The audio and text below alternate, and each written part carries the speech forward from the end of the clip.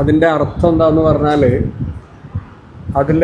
അത് ഈ മലയാളം എന്താണ് എന്നുള്ളതിനെക്കുറിച്ചൊരു രാഷ്ട്രീയ വ്യാഖ്യാനം കൂടി, ഒരു രാഷ്ട്രീയ നിർവചനം കൂടി യഥാർത്ഥത്തിൽ ഈ കേരളപ്പിറവി നൽകുന്നുണ്ട്. കാരണം ഭാഷാടിസ്ഥാനത്തിലാണ് സംസ്ഥാനങ്ങൾ രൂപീകരിച്ചിട്ടുള്ളത്. അപ്പോൾ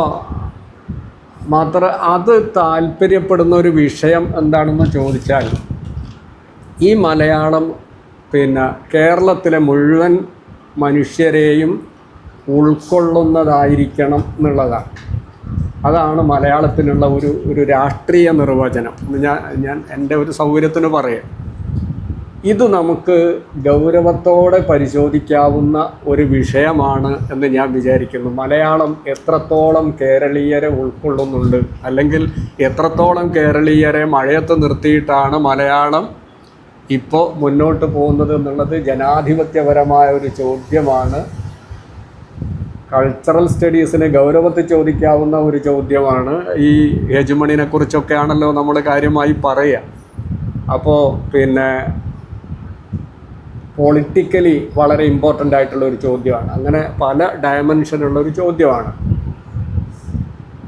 ഈ നമ്മളെ മുമ്പിൽ നമ്മളിപ്പോൾ ഈ മലയാളം പഠിക്കുകയും പഠിപ്പിക്കുകയും ചെയ്യുന്ന ആളുകൾക്കറിയാം, ഈ പ്രാഥമികമായി ഡിഗ്രിക്കൊന്നും പഠിക്കുമ്പോൾ ചിലപ്പോൾ നമ്മൾ അക്ഷരങ്ങളെക്കുറിച്ച് സൂക്ഷ്മമായി പഠിച്ചു തുടങ്ങുന്ന സമയത്ത്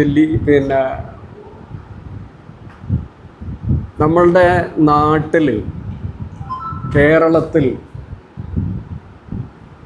പ്രയോഗത്തിലുള്ള ജനങ്ങൾ സംസാരിക്കുന്ന ഏതേത് ജനവിഭാഗങ്ങളുടെയൊക്കെ സ്വരങ്ങളെ, ശബ്ദങ്ങളെ ചിത്രീകരിക്കാൻ ആവശ്യമായ ലിപി മലയാളത്തിലുണ്ട് എന്നത് ഇതിൻ്റെ ഒരു തലമാണ്. ഇപ്പോൾ മലയാളത്തിൽ ഈ ഫോണ്ടുകൾ വന്ന സമയത്ത്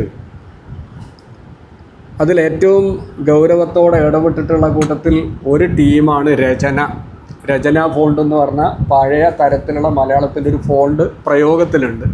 അത് ഫ്രീ ഇതാണ്, കോപ്പി ലെഫ്റ്റ് എന്നൊക്കെ പറയാറുണ്ടല്ലോ, ആ തരത്തിൽപ്പെട്ടതാണ്. അതിൻ്റെ ഡയറക്ടർ KH ഹുസൈൻ സാറ് വളരെ ആദരണീയനായ, നമ്മൾ വളരെയേറെ ബന്ധം പുലർത്തുന്ന ഒരു മനുഷ്യനാണ്. ഇയാൾ രചനയ്ക്ക് പലതവണ ഫോണ്ടുകൾ ഉണ്ടാക്കുകയും അത് കറക്റ്റ് ചെയ്യുകയും നവീകരിക്കുകയും ഒക്കെ ചെയ്തുകൊണ്ടിരുന്നപ്പോൾ ഒരു കംപ്ലീറ്റ് സെറ്റ് ഫോണ്ട് വന്നു കഴിഞ്ഞു എന്നായിരുന്നു അദ്ദേഹത്തിൻ്റെ ഒരു പ്രഖ്യാപനം. ഇത് കഴിഞ്ഞിട്ട് പിന്നെ സംഭവിക്കുന്നത് എന്താണെന്ന് ചോദിച്ചാൽ, അതിനിടയിലാണ് ഹെറിറ്റേജ് ലൈബ്രറിയുടെ ബിബ്ലിയോഗ്രഫി ഉണ്ടാക്കുന്നതുമായി ബന്ധപ്പെട്ട് അദ്ദേഹത്തിൻ്റെ സഹായം തേടുന്നത്. മിക്കവാറും ഈ അറബി മലയാളം പുസ്തകങ്ങളുടെ ഒരു ബിബ്ലിയോഗ്രഫി ഉണ്ടാക്കാൻ വേണ്ടി. അപ്പോൾ ഹുസൈൻ മാഷ് വളരെ ചെറുപ്പം തൊട്ടേ ഒരു മുസ്ലിം കമ്മ്യൂണിറ്റിയുമായി ബന്ധപ്പെട്ടതല്ലാത്ത തരത്തിലുള്ള മേഖലയിൽ ആക്റ്റീവായിരുന്നത് കൊണ്ട് അറബി മലയാളത്തെക്കുറിച്ചൊന്നും മാഷയ്ക്ക് വലിയ ധാരണയൊന്നും ഉണ്ടായിരുന്നില്ല. ഒരു മലയാളത്തിൽ സാമാന്യം നല്ല ജ്ഞാനമുള്ള, ഏതാണ്ട് മലയാളത്തിൽ പ്രസിദ്ധീകരിക്കപ്പെട്ട 65,000-ഓളം പുസ്തകങ്ങളാണുള്ളത് എന്ന ഏകദേശം ഒരു കണക്കുണ്ടാവുകയും അതിൽ ഒരു 90% പുസ്തകങ്ങളുടെ ലിസ്റ്റ്, അതിൻ്റെ എന്താ പറയുക, ഒരു കാറ്റലോഗ് പോലെ കയ്യിൽ സ്വന്തമായി സൂക്ഷിക്കുകയൊക്കെ ചെയ്യുന്ന അത്രയും മലയാളത്തോട് അടുപ്പമുള്ള ഒരു മനുഷ്യൻ, അതിൻ്റെ ഒന്നും ഭാഗമല്ലാത്ത ഈ അറബി മലയാളത്തെ ഏതാണ്ട് അവഗണിച്ച് അതിനെ മൈൻഡ് ചെയ്തിട്ടില്ലാത്ത ഒരാളാണ്. പക്ഷേ യാദൃച്ഛികമായി ഇതിനു വേണ്ടി തയ്യാറാക്കിയ ഒരു DTP ചെയ്ത ഒരു പുസ്തകത്തിലൂടെ അങ്ങനെ കടന്നു പോകേണ്ടി വന്നപ്പോൾ അതിൻ്റെ വൈവിധ്യം കണ്ടിട്ടാണ് ആദ്യം അദ്ദേഹത്തിന് ഇതിൽ ആകൃഷ്ടനാവുന്നത്. അതല്ലെങ്കിൽ കാശ് കൊടുക്കാമെന്ന് പറഞ്ഞാലോ മറ്റൊരു പ്രലോഭനത്തിനോ വഴങ്ങാത്തൊരു പ്രത്യേക ടൈപ്പ് മനുഷ്യനാണ്. പിന്നെ അയാൾ ഇതിനകത്ത് വീണു പോവാൻ അവസാനം സംഭവിക്കുന്നത് എന്താണെന്ന് ചോദിച്ചാൽ, ഞാൻ ഇന്നോളം തയ്യാറാക്കിയിട്ടുള്ള രചനാ ഫോണ്ട് അപൂർണമാണ്. അത് മലയാളത്തിൻ്റെ മുഴുവൻ ലിപികളെയും ഉൾക്കൊള്ളുന്നതല്ല. ഒരുപക്ഷെ 10-25% വരുന്ന ഈ കേരളത്തിലെ മുസ്ലിം സമൂഹത്തിനിടയിൽ വ്യാപക പ്രചാരത്തിലുള്ള പല പദങ്ങളെയും എഴുതാൻ കഴിയാത്ത, പല ഉച്ചാരണങ്ങളെയും സ്വരങ്ങളെയും ആവിഷ്കരിക്കാൻ കഴിയാത്ത, അതിന് പാകമായ ലിപികളില്ലാത്ത ഒരു ഭാഷയാണ് ഒരു ഭാഷയാണ് ഇന്നത്തെ മാനക മലയാളം എന്ന ഒരു അനുഭവാഖ്യാനമുണ്ട്. ഇത് നമ്മൾ അങ്ങനെ ഒരു മുസ്ലിം ഇഷ്യൂ ആയി കാണേണ്ടതില്ല എന്ന അഭിപ്രായക്കാരനാണ് ഞാൻ. ഇതൊരു ലിപി പ്രശ്നമാണ്. ഈ ലിപി ആർക്ക് മാത്രമല്ല, മുസ്ലിങ്ങൾക്ക് മാത്രമോ. ഇപ്പോൾ ധന്യ എന്നൊക്കെ പറയുന്ന വളരെ പേര് കേട്ട ഒരു കവയിത്രി, ഈ ഗോത്രഭാഷകളിലൊക്കെ കവിത, അവർ പറയണ ഒരു സംഗതി എന്താണെന്ന് പറഞ്ഞാൽ, ഞങ്ങളുടെ സംസാരത്തിൽ നിരന്തരം ആവർത്തിക്കപ്പെടുന്ന 2 സ്വരങ്ങളുണ്ട്, 2 ശബ്ദങ്ങളുണ്ട്. അതിന് മലയാളത്തിൽ ലിപിയില്ല. പക്ഷെ പ്രശ്നം എന്താണെന്ന് പറഞ്ഞാൽ, ഇംഗ്ലീഷിൽ ഈ ഉപയോഗിക്കുന്നത് പോലെ, ഇംഗ്ലീഷിൽ ഈ ആണ് ഏറ്റവും കൂടുതൽ ഉപയോഗിക്കപ്പെടുന്ന ലെറ്റർന്ന് കോനൻ ഡോയൽ എഴുതി വെച്ചത് കണ്ടിട്ടുണ്ട്, ശരിയാവുന്ന ഞാൻ വിചാരിക്കുന്നു. അപ്പോൾ പിന്നെ അതുപോലെ ഏറ്റവും കൂടുതൽ അവരുടെ ഭാഷയിൽ ഉപയോഗിക്കുന്ന ഒരു ശബ്ദമാണ്. നിർഭാഗ്യവശാൽ അതിന് മലയാളത്തിൽ ലിപിയില്ല.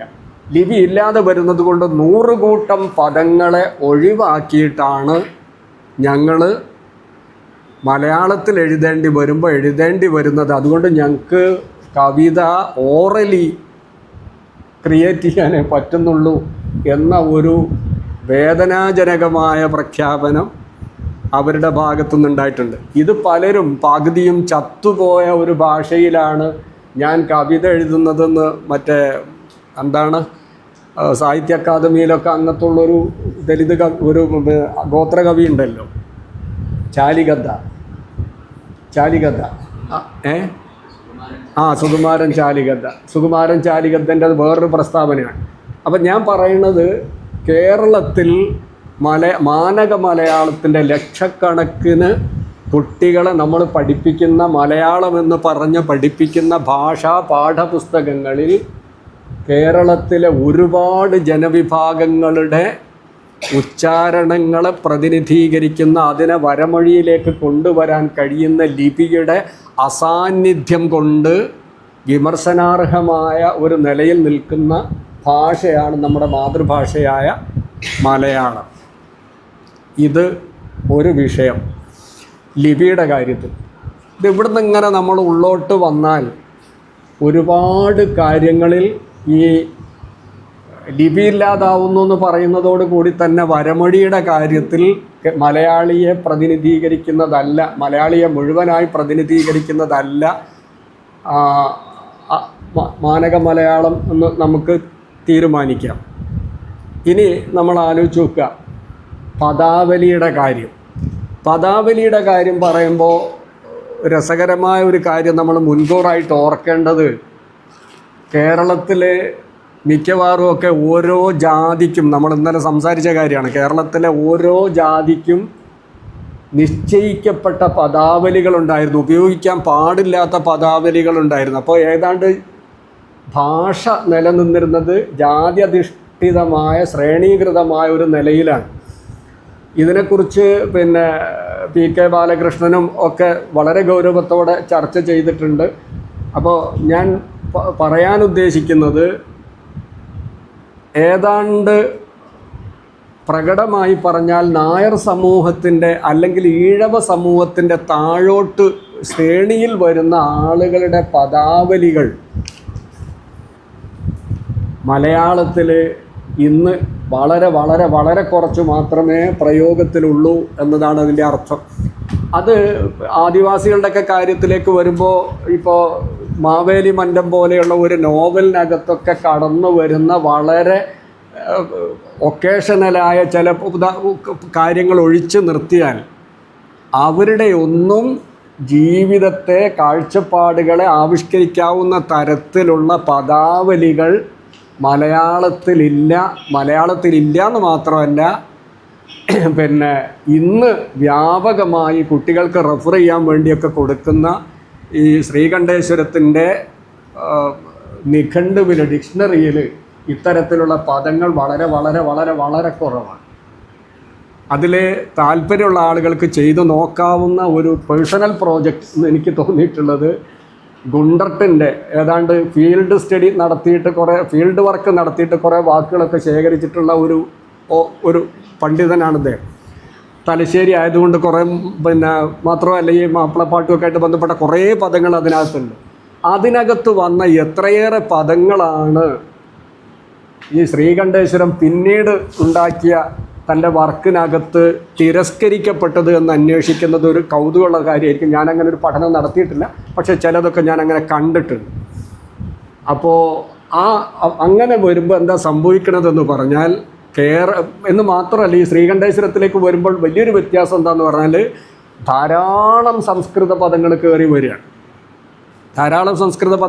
വരികയാണ്. അതേ സമയത്ത് മറ്റ് ജനവിഭാഗങ്ങളുടെ പദാവലികളൊക്കെ ഇല്ലാതായി പോവുകയാണ്.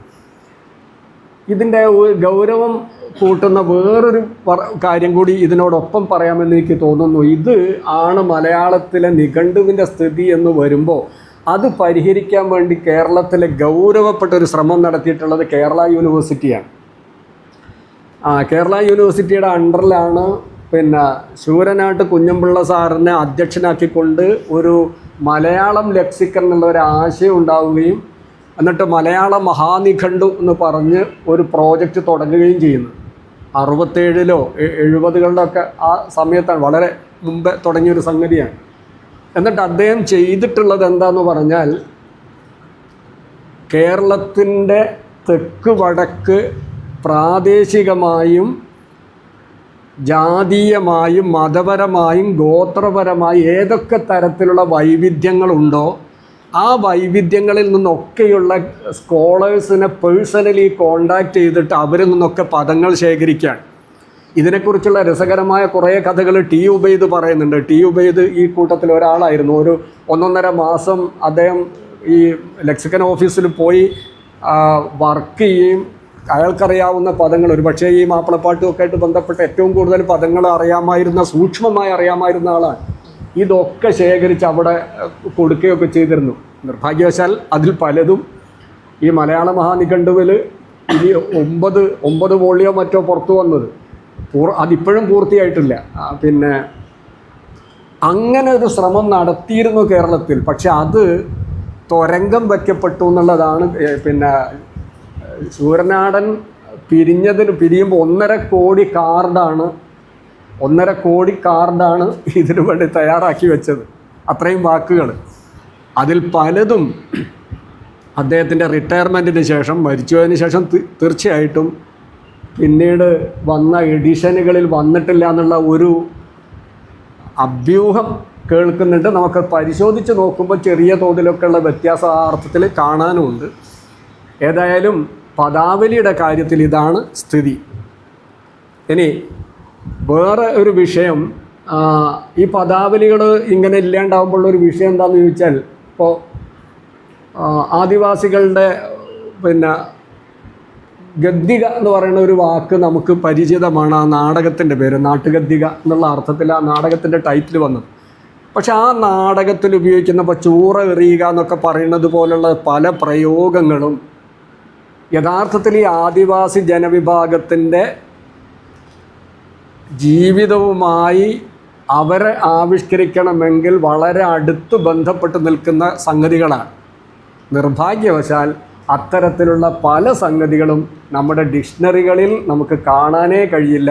നമ്മുടെ പ്രയോഗങ്ങളെക്കുറിച്ചുള്ള പുസ്തകങ്ങളുണ്ട്, ശൈലികളെക്കുറിച്ചുള്ള പുസ്തകങ്ങളുണ്ട്. ഇതിലൊന്നും മലയാളത്തിൻ്റെ ശൈലി എന്ന് പറയുമ്പോൾ അതുണ്ടാവില്ല. മലയാളത്തിൻ്റെ ശൈലി എന്ന് മലയാളത്തിൻ്റെ പ്രയോഗം എന്ന് പറയുമ്പോൾ ഈ ജനവിഭാഗങ്ങളെ ഒന്നും റെപ്രസെൻ്റ് ചെയ്യാത്തതാണ് യഥാർത്ഥത്തിൽ നമ്മുടെ മലയാളം. അതുകൊണ്ട് തിളക്കണം നമ്മുടെ ഞരമ്പുകളിൽ ചോര എന്നാണ് വള്ളത്തോട് പറഞ്ഞത്. മലയാളം ഒന്ന് കേൾക്കും. വേറൊരു വിഷയം പറയാം. ഇതിങ്ങനെ നമുക്ക് എത്രയും നീട്ടിപ്പോകാം. ഞാൻ ഇനി അധികം ദീർഘിപ്പിക്കില്ല, ഞാൻ സൂചന മാത്രം പറഞ്ഞ് വിടുകയാണ്. ഇത് നിങ്ങൾ മലയാള വൃത്തത്തിൻ്റെ കാര്യം എടുത്ത് പരിശോധിച്ച് നോക്കൂ.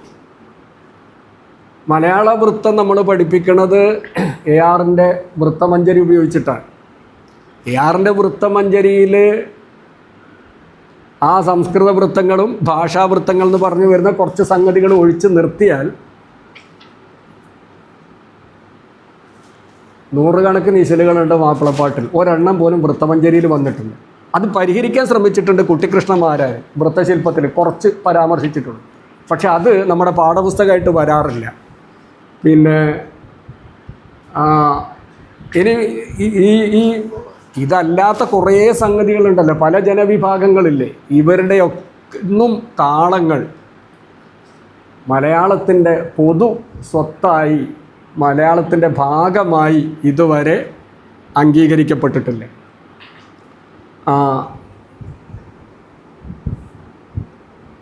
ഇതിനേക്കാൾ പ്രയാസപ്പെട്ട ഒരുപക്ഷെ അറബി മലയാളവുമായി ബന്ധപ്പെട്ട നിർണായകമായൊരു വിഷയം, ഇത് അറബി മലയാളവുമായി ബന്ധപ്പെട്ട് നിർണായകമായ വിഷയമാണെന്ന് ഞാൻ പറയുന്നത് ഇപ്പം നമ്മളുടെ ചർച്ച ചെയ്യുന്ന വിഷയം അതായതുകൊണ്ടാണ്. എല്ലാ ജനവിഭാഗത്തെ കുറിച്ച് പറയുമ്പോഴും വളരെ നിർണായകമായ വേറെ വലിയ ഒരു സംഗതി ഉണ്ട്. അത് ഈ ഓരോ ജനവിഭാഗത്തിനും ഓരോ വിശ്വാസി സമൂഹത്തിനും അവരവരുടേതായ വ്യക്തിപരമായി പോലും അവരവരുടേതായ ജീവിത വീക്ഷണങ്ങളും വിശ്വാസങ്ങളും സങ്കല്പങ്ങളും ഒക്കെ ഉണ്ടാവും. അത് പലപ്പോഴും മിത്തുകളുടെ സഹായത്തോടെ പിന്നെ സങ്കല്പങ്ങളുടെ സഹായത്തോടെ ഒക്കെ വരുന്നതാണ്. മലയാളത്തിലെ പിന്നെ ഈ ഐതിഹ്യമാലയോ അല്ലെങ്കിൽ അതുപോലെയുള്ള സംഗതികളോ മിത്തുകളോ, അപ്പോൾ നിങ്ങൾ മലയാളം ഞാൻ പിന്നെ 10ാം ക്ലാസ് വരെ, 1ാം ക്ലാസ് മുതൽ 10ാം ക്ലാസ് വരെ ഒരു കുട്ടി മലയാളം പഠിക്കുകയാണെങ്കിൽ ഏതാണ്ട് പ്രാഥമിക സംഗതികൾ മുഴുവൻ അതിനകത്ത് ഉൾപ്പെട്ടിട്ടുണ്ടാവും. പക്ഷെ അതിനിടയിൽ ഒരു ഒരു ഒരു ക്രിസ്ത്യൻ മിഥോളജിയെക്കുറിച്ച് അല്ലെങ്കിൽ ഒരു മുസ്ലിം മിഥോളജിയെക്കുറിച്ച് അല്ലെങ്കിൽ വേറെ ഒരു ആദിവാസികളുടെ ഇത്തരത്തിലുള്ള സങ്കല്പത്തെക്കുറിച്ച്, പൊലയന്മാരുടെ ഇത്തരത്തിലുള്ള സങ്കല്പങ്ങളെക്കുറിച്ച്, ഇങ്ങനെ കേരളത്തിൽ ഏതെങ്കിലും ഒരു ജനവിഭാഗത്തിൻ്റെ ഈ തരത്തിലുള്ള സങ്കല്പങ്ങളെക്കുറിച്ച് നമുക്ക് ക്ലാസ്സിൽ ചർച്ച ചെയ്യേണ്ടി വരുന്നത് എത്ര തവണയായിരിക്കും?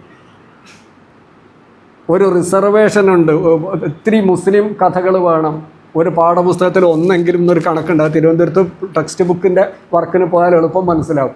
എല്ലാം പൂർത്തിയായി കഴിഞ്ഞിട്ട് അവസാനം ഈ റിസർവേഷൻ അനുവദിക്കുകയാണ് ചെയ്യുക.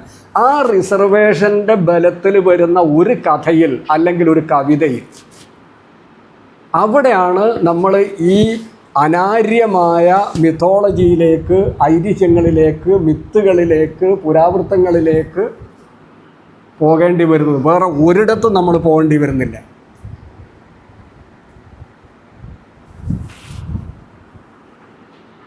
അങ്ങനെ ഞങ്ങൾ ഒക്കെ പഠിക്കുന്ന കാലത്ത് ആകെക്കൂടെ ഉണ്ടായിരുന്ന ഒരു സംഗതി ഒരു ഖലീഫ ഉമറാണ്. ആ ഒരു സന്ദർഭത്തിലാണ് ഇതിനകത്തേക്ക് തിരിച്ചു പോവുക. ഞാൻ പറയുന്നത് ആ അർത്ഥത്തിൽ ഇപ്പോൾ മോയ്കുട്ടി വൈദ്യർ, പക്ഷെ അതിൽ തന്നെ പ്രശ്നം എന്താണെന്ന് അറിയാം. ഇപ്പോൾ യൂണിവേഴ്സിറ്റിയിലൊക്കെ ഇത് പഠിപ്പിക്കുമ്പോൾ ജസ്റ്റ് അത് ഓപ്ഷണലാണ്, നിങ്ങൾക്കത് ഒഴിവാക്കാം, എടുക്കാം, രണ്ടായാലും നിങ്ങളുടെ റിസൾട്ടിനെ ബാധിക്കൊന്നുമില്ല. ഇനി ഇപ്പോൾ +2-നൊക്കെ നമ്മൾ മൊഹീദ്ദീൻ മാലൻ്റെ കുറച്ച് ഭാഗം വരുന്നുണ്ട്. അങ്ങനെ വരുമ്പോഴും അത് ഈ അർത്ഥത്തിലുള്ള, അപ്പോൾ മൊഹീദ്ദീൻ മാലനെ കുറിച്ച് പറയുമ്പോൾ നിങ്ങൾക്ക് വിശ്വാസപരമായി ഇതിനോട് യോജിപ്പുണ്ടാവോ ഉണ്ടാവാതിരിക്കുകയോ ഒക്കെ ചെയ്യാം. പക്ഷേ അതിൻ്റെ പിറകിലുള്ള സങ്കല്പം എന്താണെന്ന് ആ ക്ലാസ്സിൽ ഡിസ്കഷൻ വരില്ല. നേരെ മറിച്ച് ഭീഷ്മരെക്കുറിച്ചുള്ള ചർച്ച വരുമ്പോൾ ആ സങ്കല്പങ്ങൾ മുഴുവൻ ചർച്ചയ്ക്ക് വരും. ഇത് പഠിപ്പിക്കുന്ന ആളുകൾ പോലും സങ്കോചത്തോടെ, പ്രത്യേകിച്ച് ഇത് അറിയാവുന്ന ആളുകളാണെങ്കിൽ പോലും ഇത് പബ്ലിക്കിനോട് പറയാൻ കൊള്ളാവുന്ന ഒരു സംഗതിയല്ല എന്നുള്ള നിലയിലുള്ള സങ്കോചത്തോടെയാണ് ഇത് പ്രസൻറ്റ് ചെയ്യപ്പെടുക. അപ്പം ഞാൻ പറഞ്ഞു വന്നത്, ഈ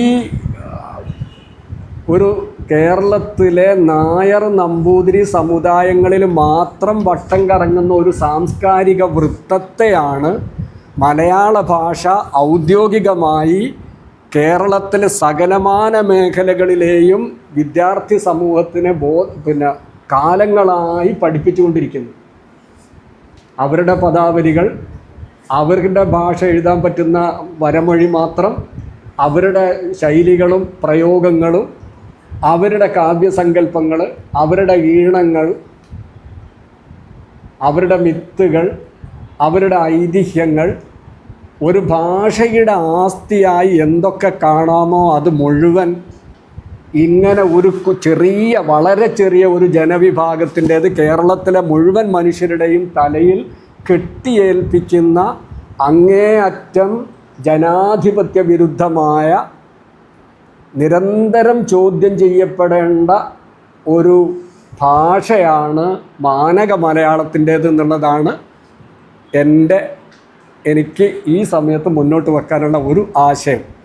ഇതിൻ്റെ ബലത്തിൽ നിന്ന് വേണം നമ്മൾ അറബി മലയാളത്തെ പഠിക്കാൻ എന്നാണ് ഞാൻ പറയുന്നത്. അതുകൊണ്ട് ഇത് ഒരു മാപ്പിള പ്രശ്നമല്ല, ഇത് ഒരു വർഗീയ പ്രശ്നമല്ല, ഇത് പൂർണ്ണമായും ഒരു രാഷ്ട്രീയ പ്രശ്നമാണ്, ഇത് ഒരു സാംസ്കാരിക പ്രശ്നമാണ്, ഇത് ഒരു കേരളീയ പ്രശ്നമാണ്, മലയാളിയുടെ പ്രശ്നമാണ്.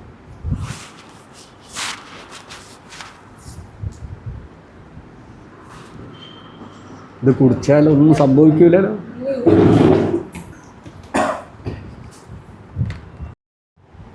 അത് പിന്നെ ഈ ഇലക്ഷനും റിസൾട്ടും ഒക്കെ വന്നു കഴിഞ്ഞപ്പോൾ കേരളത്തിലെ ഗുരുതരമായൊരു ചർച്ച കമ്മ്യൂണൽ പോളറൈസേഷനെ കുറിച്ചാണ്. നമ്മുടെ സൊസൈറ്റിയിൽ ഇങ്ങനെ മറഞ്ഞു കിടക്കുന്ന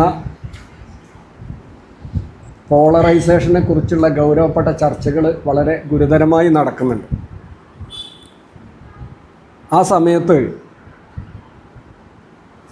നമ്മൾ അറബി മലയാളത്തിനെ കുറിച്ച് ആലോചിക്കുമ്പോൾ ഒരു മുൻകരുതൽ കൂടി നമുക്ക് ആവശ്യമുണ്ട് എന്നെനിക്ക് തോന്നുന്നു. ഞാൻ അതിനെക്കുറിച്ചാണ് പറയാൻ വിചാരിക്കുന്നത്. ഇതും കേരളത്തിലേറെയൊന്നും ചർച്ച ചെയ്യപ്പെടാത്ത ഈ വിഷയം മലയാളം പഠിച്ചവർ ആരുടെയെങ്കിലും ശ്രദ്ധയിൽ ഇതിന് മുമ്പ് പെട്ടിട്ടുണ്ടെങ്കിൽ സൂചിപ്പിക്കണം എന്ന് അതിൻ്റെ വിശദാംശങ്ങൾ അറിയാനുള്ള കൗതുകം കൊണ്ടുകൂടിയാണ് ഒരു റിക്വസ്റ്റ് കൂടി നടത്തുകയാണ്. എന്നിട്ടാണ് ഞാൻ ഈ രണ്ടാമത്തെ വിഷയത്തിലേക്ക് കടക്കണം. അതിൻ്റെ ഒരു പ്രശ്നം എന്താണെന്ന് പറഞ്ഞാൽ, ഇത് ഞാൻ നേരത്തെ പറഞ്ഞിട്ടുള്ള കാര്യമാണ്. ഈ ലോകത്ത് നടക്കുന്ന ഈ സാമൂഹിക സംഘർഷങ്ങൾ നടക്കുന്ന നാടുകളിൽ നിരന്തരം സഞ്ചരിക്കുകയും അവിടെയൊക്കെ ഫീൽഡ് വർക്ക് നടത്തുകയൊക്കെ ചെയ്തിട്ടുള്ള, അങ്ങനെ ഫീൽഡ് വർക്ക് നടത്തി അതിൻ്റെ ഫൈൻഡിങ്സിനെ കുറിച്ച് ഗംഭീരമായ വർക്കുകൾ ചെയ്തിട്ടുള്ള വളരെ പ്രഗത്ഭനായ ഒരു പണ്ഡിതനാണ്. 2 കൊല്ലം മുന്നേ മരിച്ചുപോയി, നോർവീജിയൻ സ്കോളർ യോഹാൻ ഗാൽത്തോങ്. ഈ യോഹാൻ ഗാൽത്തോങ്ങിൻ്റെ 2 തിയറികൾ വളരെ പ്രസിദ്ധമാണ്. അതിലൊന്ന് സ്ട്രക്ചറൽ വയലൻസ് എന്നാണ് അയാൾ അതിനെക്കുറിച്ച് പറയുന്നത്, വേറൊന്ന് കൾച്ചറൽ വയലൻസ്. അപ്പോൾ ഏത് സമൂഹത്തിലും ഈ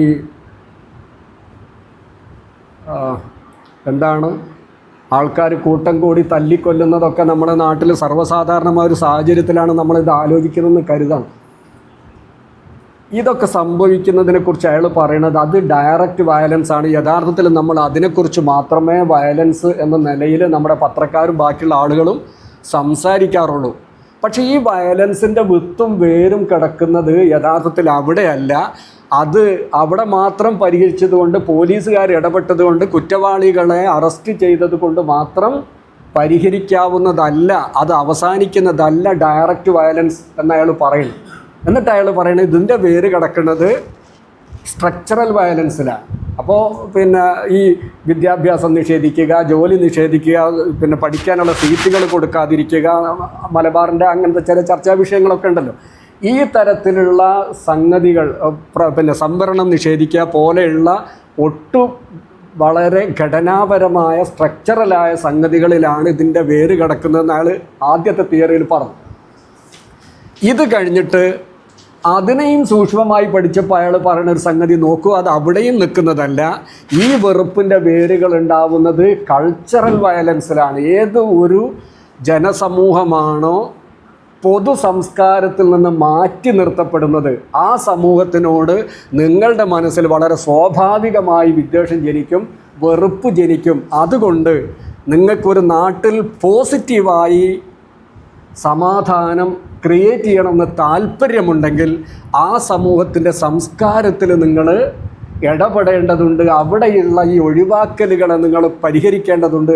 അത് ജനാധിപത്യവൽക്കരിക്കേണ്ടതുണ്ട്.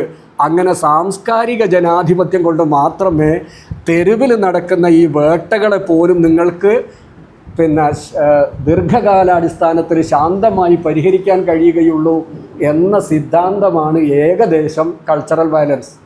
അത് ആ ടെക്സ്റ്റ് നിങ്ങൾക്ക് നെറ്റിൽ വായിക്കാൻ കിട്ടും. നിർബന്ധപൂർവ്വം നിങ്ങളെല്ലാവരും അതെടുത്ത് വായിക്കണം എന്ന് ഞാൻ ആഗ്രഹിക്കുകയാണ്.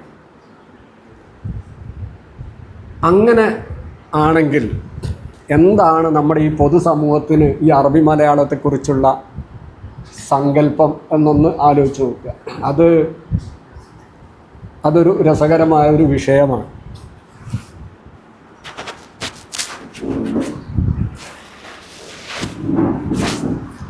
നിങ്ങൾക്ക് ഞാൻ ആഗ്രഹിക്കാത്തൊരു സംഗതി അതിനിടയിൽ നടക്കുന്നുണ്ട്. ഞാനിങ്ങനെ ഏകപക്ഷീയമായി പ്രസംഗിച്ചു പോവുകയാണ്. നിങ്ങളാരും ഒരു നിലക്കും ഇതിനകത്ത് ഇടപെടുന്നില്ല. അപ്പോൾ അങ്ങനെയല്ല, ഞാൻ പറയുന്നതിനോട് വിയോജിപ്പുണ്ടാകുമ്പോഴോ അല്ലെങ്കിൽ അതിൽ കണ്ടൻറ് വൈസ് തിരുത്തലുകൾ ഉണ്ടാകുമ്പോഴോ ഒക്കെ ഇനി ഒന്നുമില്ലെങ്കിലും ഞാനീ പറയണത് ചിലപ്പോൾ മനസ്സിലാവാതെ വരുന്ന ലാംഗ്വേജാണ് ഞാൻ ഉപയോഗിക്കുന്നതെങ്കിൽ പോലും ധൈര്യമായി ഇതിൽ ഇടപെടി ഒരു ഗ്രൂപ്പ് ഡിസ്കഷൻ ആക്കിയും വേണം. മാഷ പ്രത്യേകിച്ച് സീനിയേഴ്സായ നിങ്ങളോട് ഇതൊക്കെ ഉള്ളൊരു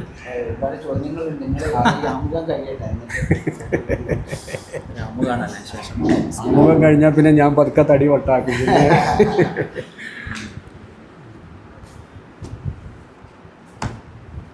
ഇത് ഇങ്ങനെയൊക്കെ ചെയ്യുമ്പോഴൊരു ഗുണം എന്താണെന്നറിയോ, എന്തെങ്കിലും റെക്ടിഫിക്കേഷൻ ആവശ്യമുണ്ടെങ്കിൽ നമുക്കത് വരുത്താൻ പറ്റും എന്നുള്ളതാണ് അതിൻ്റെ ഏറ്റവും പ്രധാനപ്പെട്ട ഒരു ഗുണം. മനസ്സിലാക്കാം.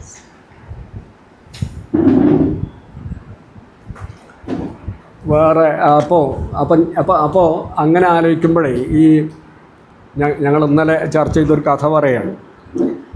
ഈ ഫോസറ്റ് മോയിൻകുട്ടി വൈദ്യരെ പരിചയപ്പെടുത്തുന്ന ഒരു പാരഗ്രാഫ് ഉണ്ട് ഈ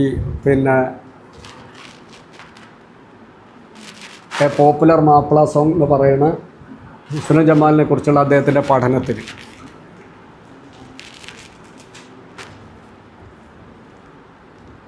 അതിൽ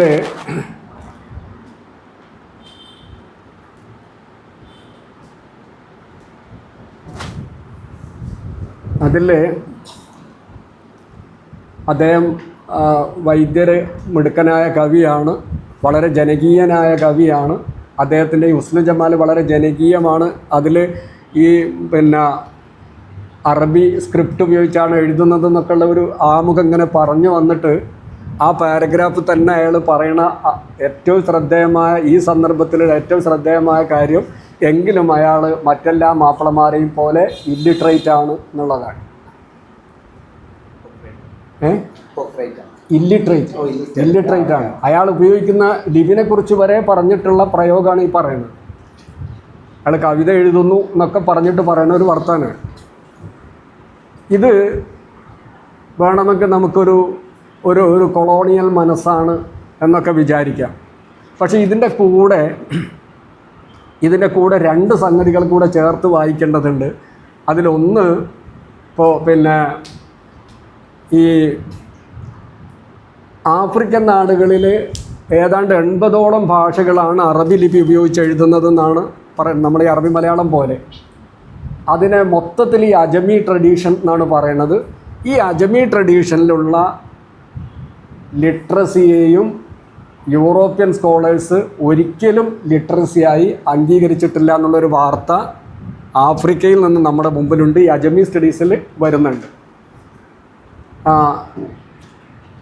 അതൊക്കെ പക്ഷേ അവരുടെ ഈ കൊളോണിയൽ മനസ്സിൻ്റെ ഭാഗമാണെന്നൊക്കെയുള്ള നിലയിൽ നമ്മൾ അതിനെ പരിഹരിക്കാൻ ശ്രമിക്കുകയാണെങ്കിൽ 90കളിൽ കത്തി നിന്ന കേരളത്തിലെ ജനകീയ സാക്ഷരതാ മൂവ്മെൻറ്റ് സർക്കാർ പ്രഖ്യാപിക്കുകയും ജനങ്ങൾ ഏറ്റെടുക്കുകയും ഭരണപക്ഷവും പ്രതിപക്ഷവും ഇല്ലാതെ ആളുകൾ മുഴുവൻ ഈ സാക്ഷരതയുടെ ആളുകളായി മാറുകയും ചെയ്ത ഒരു സംഗതി. ഞങ്ങളൊക്കെ ഏതാണ്ട് അത് കണ്ട ആളുകളാണ്, അനുഭവിച്ച ആൾക്കാരാണ്. അതിൻ്റെ ഓളത്തിൽ സംഭവിച്ച ഒരു ദുരന്തത്തെക്കുറിച്ച് MH ഇല്യാസും ഷംസാദ് ഹുസൈനും കൂടെ ഗംഭീരമായ ഒരു അന്വേഷണം നടത്തിയിട്ട് അതിലയാൾ പറയുന്നത് ഇപ്പോൾ കേരളം സമ്പൂർണ്ണമായും സാക്ഷരമായി തീർന്നിരിക്കുന്നു എന്ന പ്രഖ്യാപനം നടത്തിയ എന്താണ് ചേലക്കോടൻ ആയിഷ. ഈ ചേലക്കോടൻ ആയിഷയെക്കുറിച്ച് പറയുന്നത് അവർ അറബി മലയാളത്തിൽ സാക്ഷരയായിരുന്നു എന്നാണ്. അവർ അന്ന് ഈ വോളണ്ടിയറി ആയി നിരക്ഷരരെ കണ്ടെത്തുക എന്ന പ്രോജക്റ്റ് ഏറ്റെടുത്ത ആളുകൾക്ക് കൊടുത്ത നിർദ്ദേശം ഏതെങ്കിലും ഭാഷയിൽ എഴുതാനോ വായിക്കാനോ പ്രാഥമികമായ ഈ ചതുഷ്ക്രിയകൾ ചെയ്യാനോ അറിയാവുന്ന ആളുകളെ മുഴുവൻ പിന്നെ സാക്ഷരരായി പരിഗണിക്കുക എന്നുള്ളതാണ് അതിൻ്റെ പൊതു സിദ്ധാന്തം. ഇതൊക്കെ ചെയ്യാൻ അറബി മലയാളത്തിൽ ചെയ്യാൻ കഴിയുന്ന ആളുകൾ ഉണ്ടായിട്ടും അവരെ ഒരു കാരണവശാലും സാക്ഷരരായി പരിഗണിച്ചിട്ടില്ല. അതുകൊണ്ടാണ് ഈ ആയിഷമ്മയെ പോലുള്ള ആളുകൾക്ക് സാക്ഷരതാ ക്ലാസ്സിൽ പോകേണ്ടി വന്നത് എന്നതാണ് ഒരു സംഗതി. എന്നിട്ട്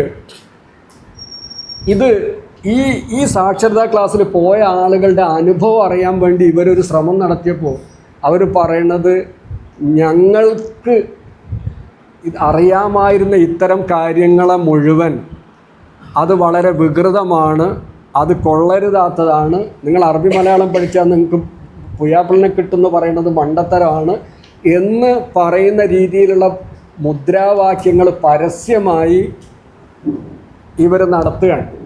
എന്ന് മാത്രമല്ല, അറബി മലയാളത്തിലും മാനക മലയാളത്തിലും പൊതുവായുള്ള ധാരാളം പദങ്ങളുണ്ട്.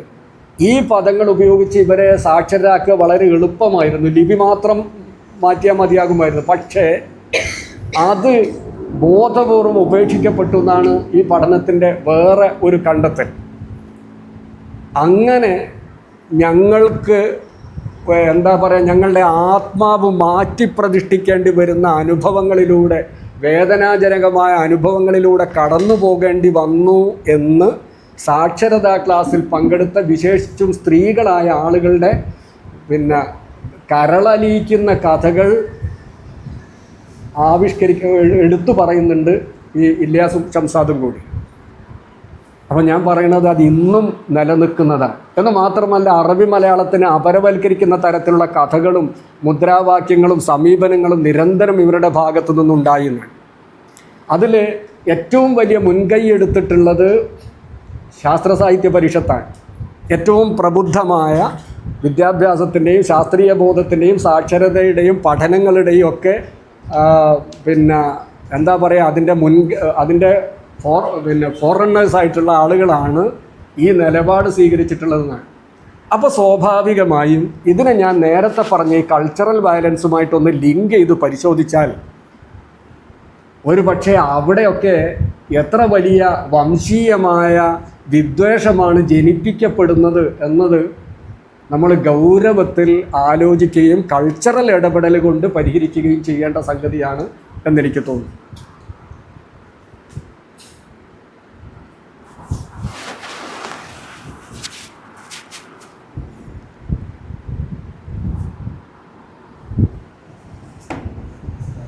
Okay.